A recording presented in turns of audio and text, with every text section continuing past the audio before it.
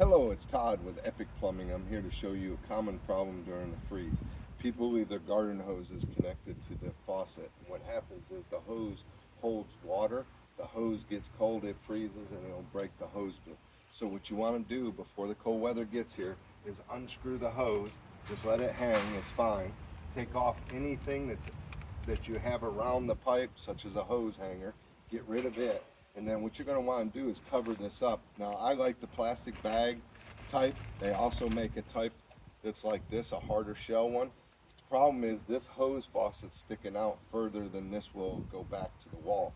So what you want to do is use this, and what you do is slide this over, you open up the foam that's inside here, and you push it to the wall. And what you want is the bag to come in contact with the wall.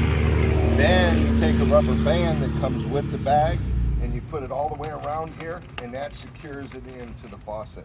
And this will help you avoid a frozen pipe on the outside of the house. If you need anything, feel free to call Epic Plumbing.